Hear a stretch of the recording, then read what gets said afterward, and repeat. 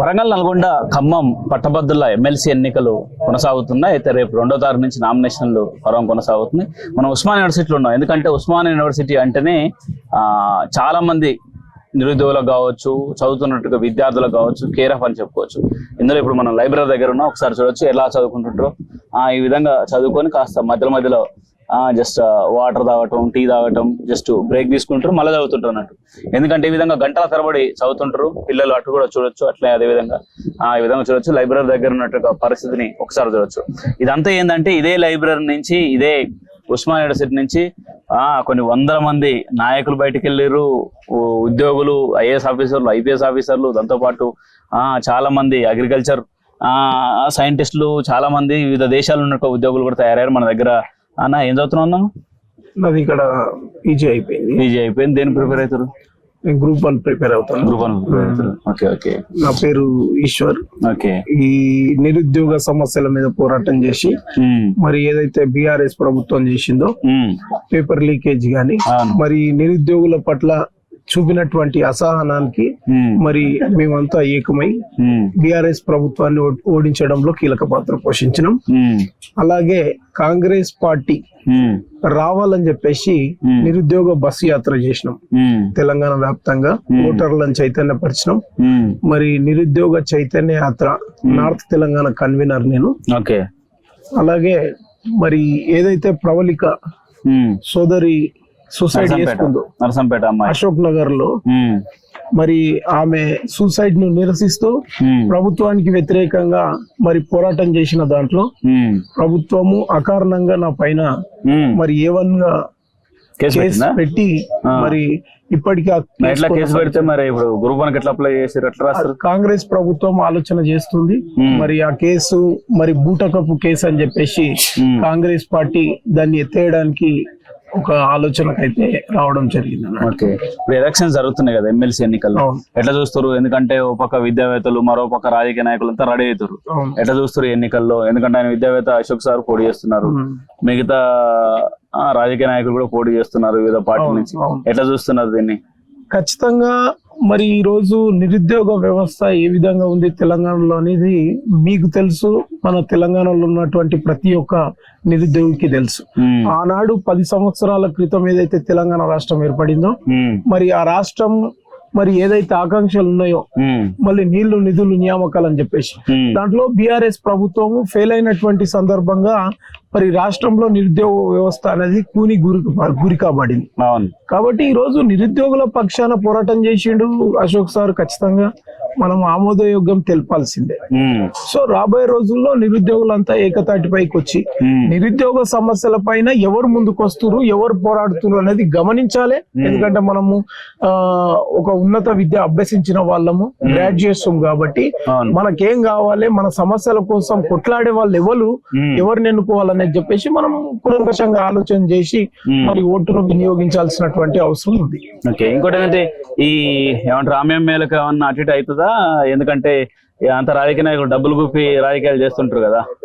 నేను ప్రత్యేకంగా చెప్పాల్సింది నిరుద్యోగులకు ఒకటే, ఇక్కడ మనము ఉన్నత విద్యను అభ్యసించిన వాళ్ళుగా, మరి పిహెచ్డీలు, పీజీలు చేసిన వాళ్ళుగా, చైతన్యం కలిగినటువంటి వ్యక్తులుగా మరి ఈ రోజు తెలంగాణ రాష్ట్రంలో ఉన్నటువంటి వాళ్ళం. కాబట్టి డబ్బుకు ప్రలోభపడడం అనేది అంత ఈజీ అవివేక చర్యగా నేను భావిస్తా ఉన్నాను. ఆ దిశగా ఎవరు ఆలోచన చేయొద్దు. మన కోసం, మన సమస్యల పైన పోరాటం చేసే వాళ్ళని ఎన్నుకోవడానికి ఆలోచన చేద్దాం. ఎవరైతే బెటర్ ఉంటది అంటారు ఇప్పుడు పోటీ చేసే వాళ్ళు? అది ఖచ్చితంగా ఈ రోజు రాష్ట్రంలో గత 2 సంవత్సరాల కాలంగా మీరు చూస్తా ఉన్నారు. అశోక్ నగర్ వేదిక కావచ్చు, లేదంటే తెలంగాణ రాష్ట్రంలో నిరుద్యోగ వ్యవస్థ పైన చాలా రకాలుగా పోరాటం చేసిండు అశోక్ సార్.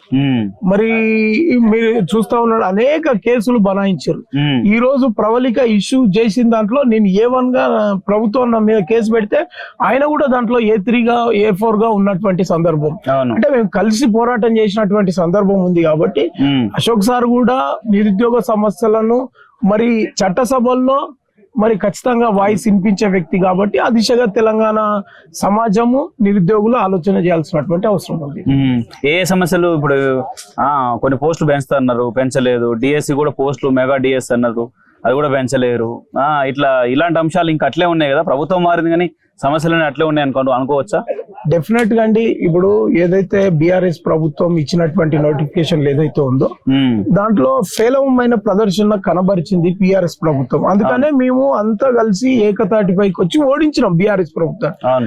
ఆ క్రమంలో కాంగ్రెస్ పార్టీకి మద్దతు ఇచ్చినాం. కాంగ్రెస్ పార్టీ కూడా పోస్టుల పెంపుదల అనేది ఆలోచన చేస్తామని చెప్పేసి చెప్పడం జరిగింది.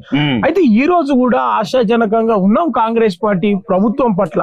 కాబట్టి ప్రభుత్వము ఖచ్చితంగా ఆలోచన చేయాల్సినటువంటి అవసరం ఉంది. నిరుద్యోగ సమస్యకు పెద్దపీట వేయాల్సినటువంటి అవసరం ఉంది. ఈ పోస్టులు పెంచి మరి నిరుద్యోగులు మరి ఏదైతే కలలు కన్నారో ఆ ఉద్యోగాలు సాధించేదానికి కాంగ్రెస్ పార్టీ ఖచ్చితంగా మరి ఆలోచన చేయాల్సినటువంటి అవసరం ఉంది. ఆ దిశగా మరి నడుం బిగించాల్సినటువంటి అవసరం ఉంది. అయితే ఇప్పుడు ఉన్నటువంటి సందర్భంలో మరి ఈ పార్టీలకు అతీతంగా మనం మాట్లాడుకుంటే నిరుద్యోగ సమస్య పైన అనేక రకాలుగా నిరంతరంగా పోరాటం చేసినటువంటి వ్యక్తి అశోక్ సార్, మనకు తెలిసినటువంటి విషయం.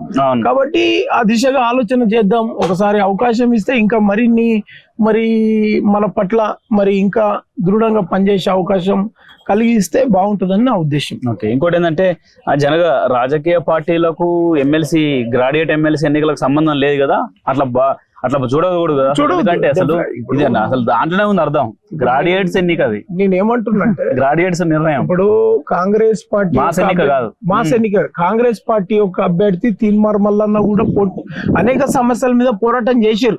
కానీ ఇక్కడ నిరుద్యోగ సమస్యను ఒకటి పక్కన చూద్దాం, సామాజిక సమస్యలను పక్కన చూద్దాం. తీన్మార్ మల్లన్న అనేక సమస్యల పైన పోరాటం చేసినప్పటికీ మరి ఓన్లీ నిరుద్యోగ సమస్యల మీద పోరాటం చేస్తున్నటువంటి వ్యక్తి మరి అశోక్ సార్ గారు. కాబట్టి ఆ దిశగా మనం ఆలోచన చేద్దాం. గ్రాడ్యుయేట్స్ అంటేనే నిరుద్యోగులకు సంబంధించినటువంటి అంశం.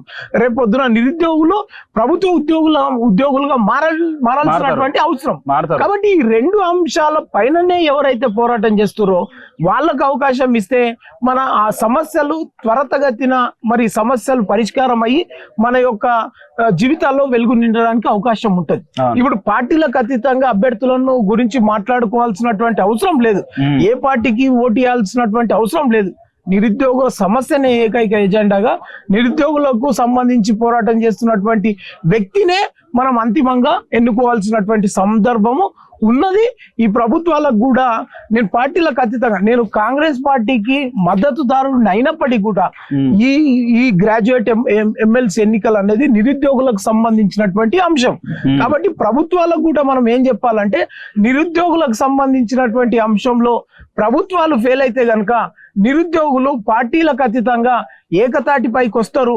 మరి ఎవరైతే నిరుద్యోగ సమస్యల మీద పోరాటం చేస్తారో పార్టీలకు ఖచ్చితంగా వాళ్ళనే ఎన్నుకుంటారు అనేది ఒక ఇండికేషన్ ప్రభుత్వాలకి ఇవ్వాలి.